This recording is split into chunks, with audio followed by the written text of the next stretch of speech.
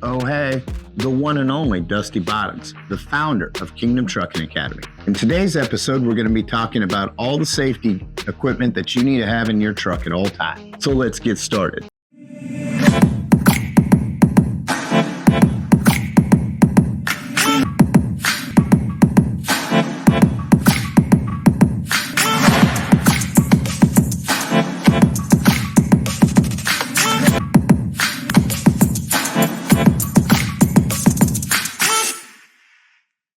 Some of you might remember when you took your CDL test, you were required during your in-cab to point out some safety equipment that you needed to have before starting your vehicle.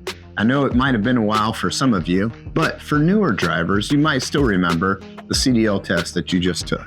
For those of you getting ready to take your CDL test, this information is definitely something you need to know. Now, before I start breaking all these down, what I want to remind everyone that's watching this video, if you're out there driving your truck or you're an owner-operator, these aren't things that you just need to point out for your CDL test. In fact, these are things that you need to keep in your truck at all times. That way, if DOT pulls you over, you actually have all the equipment inside your truck that you're required to have. Now, one of the first things that you're going to do during your CDL test, and one of the first things that everybody needs to do before you get in and start driving, is your seatbelt. You need to make sure that your seatbelt is functional, works properly, there's no cuts or frays. Like I like to tell my students, not crack, damage, or loose, works properly. This is very important, and DOT officer is definitely going to check this thing. The other thing that you need to make sure is your mirrors and your glass. Why? Well, you can't have any cracks going down your glass. That is illegal. You also can't have any obstructions, stickers, things like that that'll cause impairments. Your mirrors need to be adjusted properly. This is something that is essential when you're going to drive.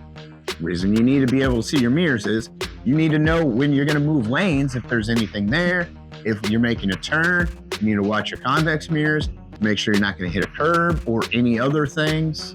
All of these things that you're required to do during your CDL test are in fact real world applicable. There's a reason they have you do it. I know it sounds silly, and all the old school truckers are like, oh, why do they got you doing this? Why do you have you doing that? Well, because it's part of the law. You have to have these things in there, and there's reasons why you have to have them in there. Cracked windshield is dangerous. Mirrors not adjusted, dangerous. Oh, hey, the one and only Dusty Bottoms, founder of Kingdom Trucking Academy and the creator of the Kingdom Driver Training Program. The Kingdom Driver Training Program is the curriculum we use at Kingdom Trucking Academy. We have maintained a 100% passing rate using the Kingdom Driver Training Program. The Kingdom Driver Training Program is a complete set of 9 comprehensive videos. You can purchase all 9 videos at kingdomtruckingacademy.com. Each video is designed for the requirements needed to pass your CDL exam. So follow me as I guide you through each stage of your CDL exam. You can purchase each video at kingdomtruckingacademy.com for $49.99. or the complete set for $299.99. That's a great price. These videos are some of the most comprehensive videos today on the market. Our curriculum is trademarked for a reason, because Kingdom Trucking Academy is the standard. Everyone else is just second place. So go to kingdomtruckingacademy.com to get your videos today. Roll on, truckers, roll on.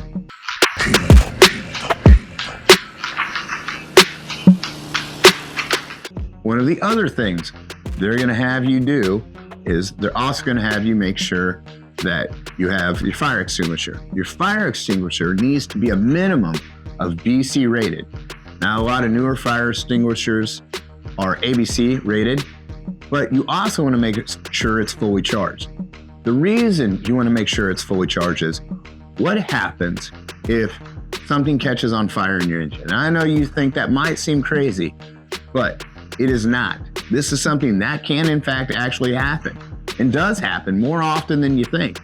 Well, something catches fire, you need to be able to put it out. Otherwise, well, it can explode. It can lead into something worse. Quick shot of the fire extinguisher, you put it out, you avoid any calamity. Any major catastrophe can now be avoided because your truck was equipped with a fire extinguisher.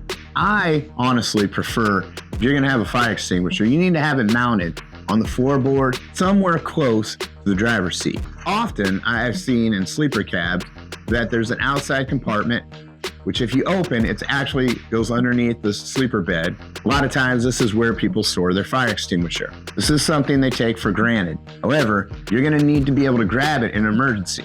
You think, pulling over really quick, stopping, then having to get out of your truck, then look for it. What if it's locked? Now you gotta grab your keys and now you gotta unlock it.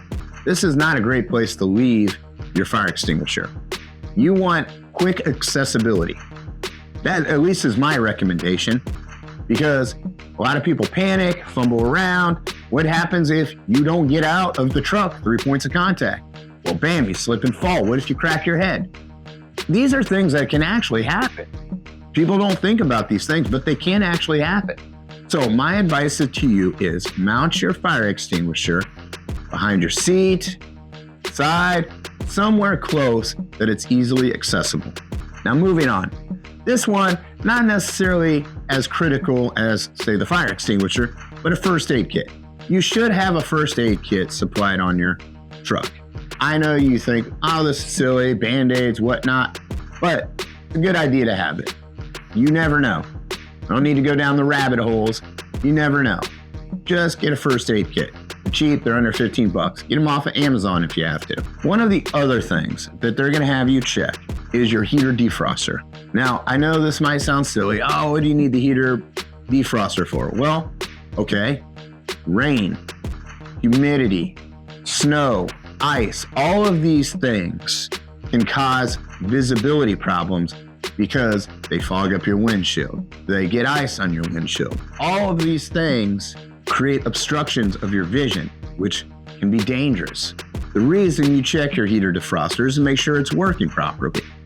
Because again, they're concerned with safety. Now, well, why don't you have to check your air conditioner? Well, roll down your window, get a fan. It's not as crucial as the heater. Hot weather, drink water, there's ways to combat that. It's not as important as a heater defroster, because if you're freezing cold, you can actually die. And if the defroster's not working, well, that can cause you to die, because you wreck. All these things. Again, there is a reason they have you do it in the pre-trip. When it comes to doing your in-cab pre-trip, again, these are the things they're gonna have you start listing before you even start your vehicle to make sure your truck is supplied with. Now, it's just not about passing your pre-trip. When you get out in the real world, I remind you again, you have to have these. These are good. The DOT officer is most likely gonna ask you for some of these things, especially if they're trying to look for any reason to give you a ticket, which oftentimes they are. It's not just about the parts on the outside of the truck or the engine or making sure your lights or all of these things. What is in the cab is as critical as what's outside the cab. I hope you found this video informative. If you did, give us a like and subscribe. I'm your trucking messiah, the one and only Dusty Bottoms. Roll on, truckers, roll on.